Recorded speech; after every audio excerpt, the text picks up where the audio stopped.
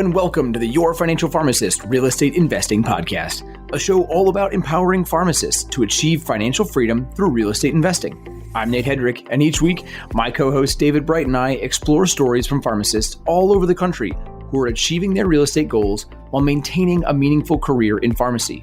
Whether you're a first-time investor or a seasoned pro, we're here to provide education and inspiration about the world of real estate. Please note, this podcast is intended for educational purposes only and should not be considered financial or investment advice. Hey, David, how's it going? Hey, good, thanks. How you doing, man? Good, I'm great. We are back for another deep dive. You and I were talking a bunch about, both have two projects coming up. We are working on the scope for a new Cleveland property we're about to acquire, and I know you've got another one underway, right? Yeah, we are doing the final planning on a rehab that we're about to get started on also here in West Michigan. So yeah, definitely in talking before the show, I think one of the other things that made this one a little interesting is I know you're planning for a pretty significant upgrade. You've got quite a rehab coming. You had rain in the kitchen and stuff like that, all kinds of headaches. Fortunately, we have a much easier project on our end. Yes, during the inspection, we had a little leak, which we can talk about as we get further. But yeah, it's going to be quite the project, bigger than we've taken on before, which is slightly terrifying. But different levels of rehab can make sense for different properties. And so when we looked at it, we thought, based on the area, based on the price point, based on the strategy we have, it makes sense to go on in this one and give it a shot. Yeah, and I know that that's a common fear, is trying to figure out exactly what that is that you need to do to take a property from where it's at to where it can be rentable and respectable. I think there's a lot of folks that are out there during the pandemic that are watching TV shows about house flipping and all that stuff. And you're thinking to yourself, at least certainly when I watch these, I think to myself, I could never do some of these six-figure major rehabs. Yeah. But fortunately, I think we're both in a situation where even though we consider these to be pretty significant for what we do, you still don't always have to take a sledgehammer to a wall and create open concept and spend $100,000 on a rehab just to get a property respectable and rent ready. And this is something that I'm notorious for falling into the trap of planning all these what ifs. If we just took out this wall, this property would be so much, and you can really get into the weeds on looking at photos of properties and thinking about what the potential of that property could be, but it doesn't always add up in terms of numbers. And it's easy to miss that and not step back and think, this is a business, this is an investment. I need to approach it from that perspective. And many, many of the TV shows and things that we see out there just blow that completely out of proportion. Yeah, I think another thing that's often missed on the TV shows, and it probably because it would be really boring TV to do a foundation inspection and look at what's the bow in this wall and stuff. Like people want to see flashy kitchens with tile backsplash and granite counters and all those kind of things. No one wants to talk about, is this a high efficiency furnace or an 80%? Or no one wants to get into those kind of details. And so, but there's also a lot of just kind of practical things when you're thinking about a house where there's other furnace, roof, plumbing, electrical, other issues that can eat into a budget and are really consequential to that rehab process as well. So kind of putting all of that together and keeping in the spirit with this, where we have guests on routinely, but every once in a while we take a pause and we do a deep dive into a topic. We've had a lot of guests on lately that have all talked about how they bought a house and rehabbed it and fixed it up. And in 15 seconds, the story of that house getting rehabbed is told, but it's clearly a much bigger part of the process than that. And it's an often intimidating part of the process for a lot of investors that are just getting started. So we wanted to do a deep dive into running a rehab with three key factors in mind. And so the three key factors that we'll keep coming back to throughout the episode is, one, the tenant safety. What kind of things you can do to create safety around the tenant. And as healthcare professionals, we're all very focused on safety. Then the longevity and safety of the building itself. What are those major structural things that you need to pay attention to for a building? And then the cosmetic improvements last, where we often jump to first because those are the beautiful, fun parts of the process, the cosmetic improvements as well. Perfect. So, David, let's kick it right off then. What are things that we should be keeping in mind when it comes to safety of the tenant? Because that's not where most investors talk about, right? I don't jump on Bigger Pockets and hear about like, here's how to maximize tenant safety. No, I hear about like, here's how to maximize profits. Here's how to maximize listings and showings. Like, so talk to us about that. What are things that we can do to maximize tenant safety? Yeah, one of the things that I think is a great parallel from our pharmacy world to real estate is that there's oftentimes guidelines that drive how you create safety in a building. So just like there's clinical guidelines for safety for patients, there's guidelines for things like rental codes that specify things like smoke detectors, where you need them, what type, how many do you need throughout a property, so that you've got situations that are safer for tenants. I think we'd all agree that if there's a smoke detector in the property, that's safer than if there's not a smoke detector in the property. And so those same kind of rules carry forward for GFCI outlets and handrails and all those just kind of code-based safety issues. In clinical guidelines, I think that's a really good analogy. It's just like following those guidelines, it doesn't mean the patient's going to achieve perfect disease control, right? Just because I know what the diabetes guidelines are does not mean that that person is going to get to goal and their A1C is going to be where we want it. The same thing is that building and rental codes are not perfect, but they are these broadly accepted standards of safety that can be a guidepost or a guide rail for contractors, property managers, owners. Even in some of the cities that I invest in where they have what's called a point of sale inspection, those help to keep things nicer and safer for the entire city as a whole. And so you pay more taxes, but you know that community is being maintained at a certain level of standard. And then hopefully people are going even further above and beyond that. But at least the minimum is being met and people are being really cared for. Yeah. And even though I think that as we talk about some of these like minimum safety codes, I'm sure that there are listeners thinking like, duh, like, of course I'm going to do this. Like, why is this even a question? But Nate, I know that you and I have both walked properties where there's tenants living there and none of that or very little of that is being followed. Like there's some scary situations out there that other landlords do in the name of affordable housing.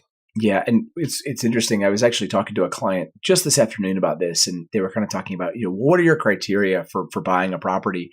And I told them my wife and I have two criteria that above all else are the two that we reside on. And the first one is we would feel comfortable and safe living in that property ourselves.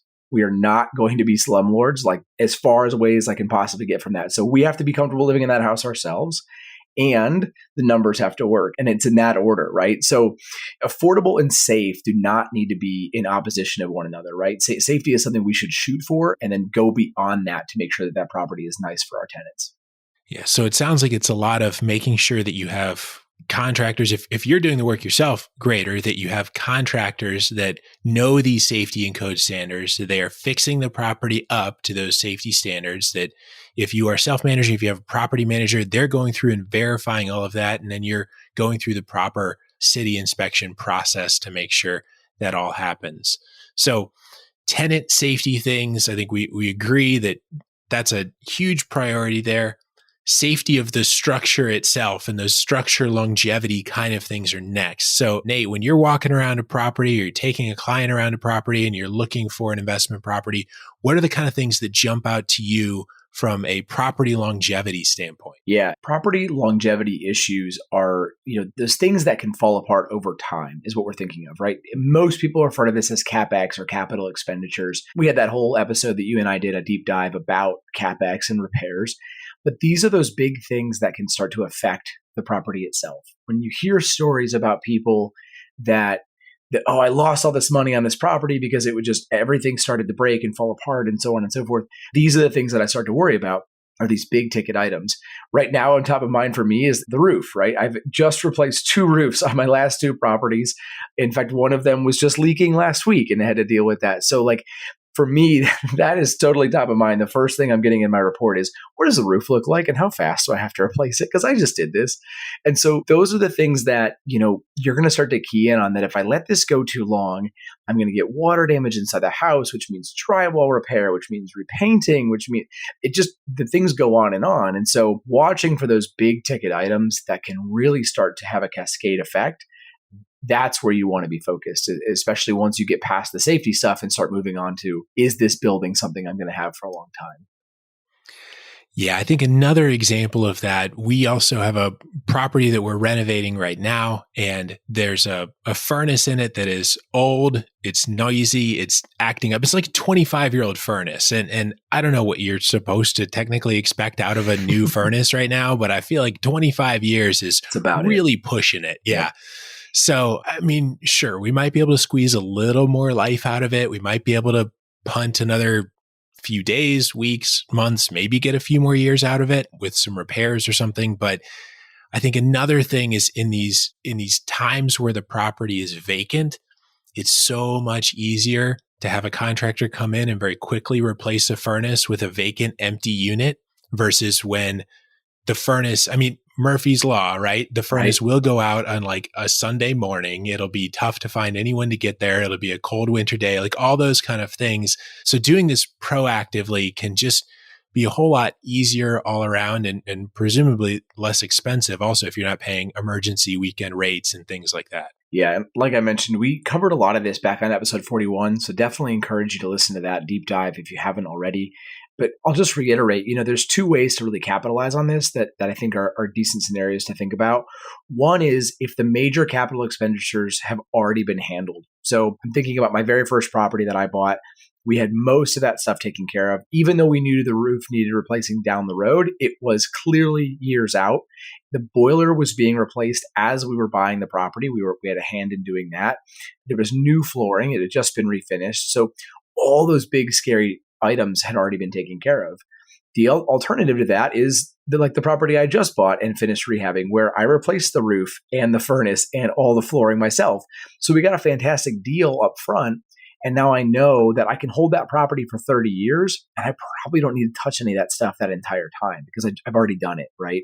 So definitely ways to capitalize on that. And those are things that I look for when I'm buying a property. Yeah, I think another thing to keep in mind, again, because as pharmacists were generally risk averse. And so managing the risk in either one of those approaches is also important. So let's use the example of the fully updated CapEx house. Like it's definitely important to make sure that you get in there and you ensure that the work was done properly, either with a home inspector or a good contractor. I know particularly when I was first getting into this, I could walk up to a house and I could look at the roof and about all I knew is that like there is a roof on this house. I can't tell you anything about it. I don't know shingle types. I don't know how old or new it is. I don't know, like there is a roof. That's it.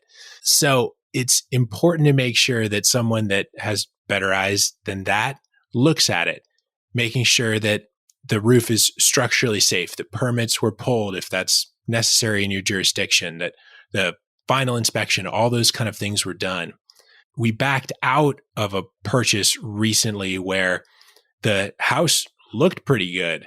I got to see pictures of the outside and the roof looked nice and new, but we had a trusted contractor come over and look at it. And the contractor was able to identify several deficiencies that I certainly couldn't. And he ended up giving us a hard veto on this one, really by way of a really hefty estimate of what it would cost him to tear off big sections of the roof and completely redo the really bad work that was done there. So we walked away. And I think that those kind of risk mitigation strategies are really necessary for a house that looks new to make sure that it's really in good shape. Again, a simple home inspection or a contractor to inspect can be really critical there. Similarly, for that house that's a bunch of work, like you just had, I think it's important to make sure that there's a big contingency fund there. Because I don't know, for me, again, the Murphy's Law thing, like if the roof is bad, if the furnace is bad, like there's probably something else that wasn't well taken care of in that house that may or may not be visible. And so just making sure that you're not spending your last dollar on the rehab where you're on the brink of financial disaster or anything like that, making sure that you have a contingency fund for that's reasonable should there be more hiccups. It's funny, as you're talking through that, I'm actually, this translates really nicely to being a first-time home buyer as well. Just being like a first-time real estate investor is very similar to being a first-time home buyer in general. And that, when I work with those types of clients, I a lot of times spend a good bit of our conversation on understanding what their true risk tolerance is. Like as a detail-oriented, ready to panic pharmacist. Like I want to understand, like, what is that thing that's going to push you over the edge so that I can keep an eye out for it. And so I often talk to my clients when I'm walking, again, especially like first time home clients, you figure out if you're going to like the house. I will poke around and start to look for things that are scary that we can get a contractor in here to get an extra set of eyes on. And so those are the types of things that, again, whether you're buying your first property, your first investment property, it all, knowing an expert, and again, I rely heavily on experts, not myself. It takes a lot of the stress out of that purchase process. Yeah, I look back to the first investment property that we bought where we had really intended that would become a rental. We were going to move into it and live there, but eventually we wanted it to be a rental. And I think about, like, for us, it was a condo. So I wasn't responsible for the roof. I knew it had a newer furnace. I knew that it needed flooring and paint. And that was really about it. It really didn't need a whole lot. There are a couple like drywall issues and things like that, but that was about the extent of my risk tolerance at the time.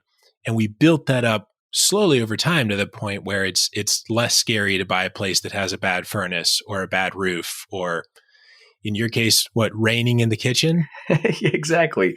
And it's funny you mentioned that. Like, that's exactly what my first purchase was like as well. We had everything done. I think we put a total of like $1,500 into the rehab, and that was like buying a new washer and a dryer as part of that $1,500. So, really talk about low risk. I mean, for us, it was a ready to move into house, and we didn't get a phenomenal deal on that very first property, but that's okay because that was our risk tolerance. That made us feel comfortable to dive into it, and it worked out great. So, David, we covered safety of the tenants and safety of the property. Now on to cosmetics, the thing that everybody wants to talk about. So how do you plan for a scope of work on that? Yeah, I think there's similar general strategies there to what you just described about getting something that's really pretty well set, almost move-in ready, done, and pretty well beautiful, or at least decent at the get-go. That's definitely one strategy. But I know that there's also people that part of the fun of real estate investing is picking paint colors and cosmetic options and finishing a place up and fixing it up. So again, few people are going to get excited about shingle types or like some kind of PEX versus copper plumbing debate or something like that. But people do get excited about paint and countertops and tile. No doubt. Yeah. It's just the person doing the rehab, but whoever lives there next is also going to they want to get excited about it. And it's wild to me when I walk a property with a property manager or as an agent with a new buyer, and the reaction that a tenant will give to a fresh paint color or modern colors or a good looking flooring. It's just incredible to see how that affects the person walking through the property. Even though, like, again, to us, it doesn't feel like maybe that's not the exact thing that we were looking for. But if you can get that thing that appeals to a lot of people, it's amazing how a freshly updated house will just really make things stand out. Yeah, it's also interesting to me how there seems to be limits around different neighborhoods. And I don't know if you're seeing this also, but there's some neighborhoods where, yeah, you could do some pretty substantial improvements and the neighborhood can kind of absorb that and the property value will rise and the rents will rise. And there's other neighborhoods that seem to have a ceiling where, if you do a $200,000 rehab on a house that's in a $100,000 neighborhood, you're probably not going to see a good return on investment for that $200,000 improvement. It's probably not going to drive value and things like that as much. So there is kind of that wall where you may not make great business sense to push the rehab beyond. There's one of the first folks that I started working with when we were getting into this, and I was notorious for wanting to push that. Like, I saw something on TV and I was like, we should do that in this house. And his line that he said so many times back to me was, well, anything can be done, but, and then he would go on to explain to me like all the things that I didn't understand about construction and why this thing that I thought was really simple would end up being a really complicated and expensive task. There was one time where I was like, open concept. Everybody wants open concept. Let's take this little doorway between a kitchen and a living room and make it 6 foot wide instead of 3 foot wide. And then he starts describing to me how, well, that's going to require adding a beam. And then it's going to require drywall work and then finishing and texturing that drywall and then repainting all of that and then trim and trying to match this old house trim and like all of this work that might not even impact the value or the rent rate, but just makes it look like what's on TV. Mm-hmm. Yeah, it shows how important it is to not over rehab a house. It's super easy to do, right? We can all find things that want to be done, but you can quickly have costs that exceed your appraised value or exceed the neighborhood's value. I've seen that time and time again where you overdo it on a house and you can't get the value back out of it because the neighborhood doesn't support that. Even though you've made it beautiful, it doesn't matter. So it's easy to just spend thousands of dollars that make zero difference in how your property actually rents. And again, this is not the house that you are living in. You've got to be able to step back and look at this like a business. And just because that floor plan is currently in style doesn't mean it's always going to be that way too. So getting a property to a safe, respectable, clean level, that's usually a lot better than trying to worry about, should we be adding black finishes or brushed nickel or, any of that stuff. Yeah, I think another example that really cemented this concept in my mind is I have vivid memories of walking one of the first rental properties that we bought where I walked the property with our general contractor and our property manager at the same time. And I kept suggesting all these things like, oh, we should replace these cabinets that were like totally fine, but they weren't white cabinets. And white cabinets at the time was what everyone was putting in. They were fine. I was like, we should do white cabinets and we should do tile backsplash. There was some other kind of like, I don't even remember, not tile backsplash though. And new fancy cabinet pulls because the cabinet pulls were a little dated and they weren't the most modern. And like my property manager, every time I would say this, she kept turning to me and saying like, why? It's fine. And the contractor was like, well, anything can be done, and so it just was this resistance that I needed. And it was super helpful because my inner pharmacist thought, well, there's got to be some kind of equation here where like, if we do stainless steel appliances, the rent goes up by $12 a month and new bathroom mirrors, $3 a month. And like, it's just not that objective. Like there's some things, what my property manager said in this case is like, you can fix all that stuff up and I'm still going to put a $900 a month for rent sign in the front yard. Just like if you leave it with not white cabinets. Yeah, I think the bottom line here is really pull comps for your area. And what I mean by that is go to something like realtor.com or Zillow, any of the sites where you can see pictures of other rentals, other sold houses in the area, and really study those. I can't tell you how important it is to do two things. One is to start to look at those comparable properties and see what you think your potential property is going to be worth. The other thing I love to do, and I tell this to all my buyer clients, and I'll explain why in a second, is to look at what your money would buy you if you were going to go somewhere else. So let's say you decided, I think this property is worth $1,300 once I fix it all up, and that's what it's going to rent for every single month.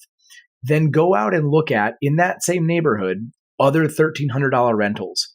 If you were a buyer, if you were a renter, would you pick your property or would you pick somebody else's? And that can often tell you if your number is right or wrong.